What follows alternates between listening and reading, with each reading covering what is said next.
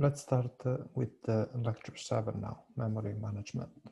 Here you have the reading instructions, as always, from the main textbook, but also the extra readings you can have a look if you want from the Silvershot operating system concepts book.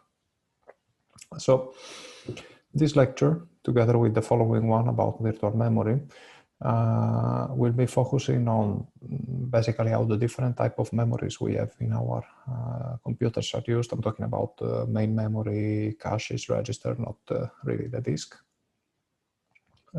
although it is part of what we will discuss.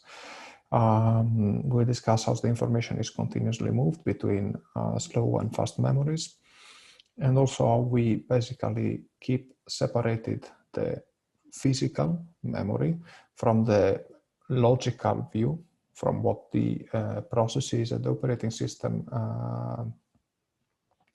actually shows to the processes. And we will see that this distinction between the logical and the physical memory actually allows for a lot of beneficial aspects, despite the fact that, of course, it has some overheads, some costs. All these things will become clear now during the lectures. So let's start with the introduction. So the goal of the operating system, one of the goals of the operating system we discussed, is to maximize the CPU utilization. And to do this, we run multiple processes concurrently in parallel. And all these processes, as you can imagine, are sharing the physical memory of your computer, of the computer you are using to run a certain operating system and its sets of processes. Now, we have different types of memories in our computers, and usually there is a trade-off between their speed and their size. So you can have extremely large memories like magnetic tapes, but they are slow in input-output operations, or you can have small ones like registers up here that on the other end can be extremely fast when it comes to reading and writing from them. Now, we can actually divide these memories into two groups. The first three here, registers, caches, and main memory, they can be accessed directly by the CPU. If one core of the CPU wants to read or write something in one of these memories, it is directly connected to these memories, so it can just read and write.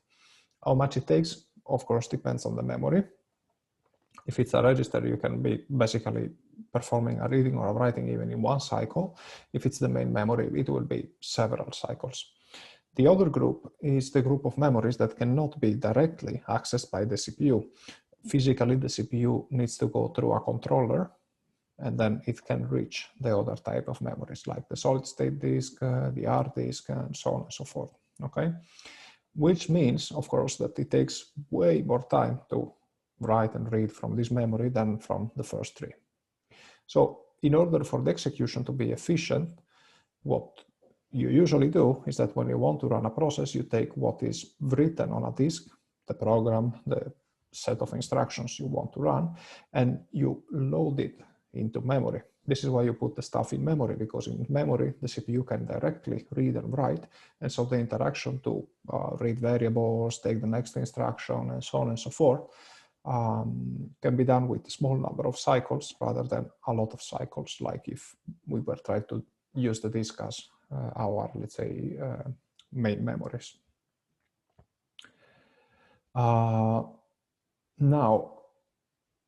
as I mentioned in the beginning of the course, in operating system, you always see this collaboration between the operating system itself and the hardware, okay? And when it comes to managing memory, you will see that there is a lot of cooperation between the OS and the hardware.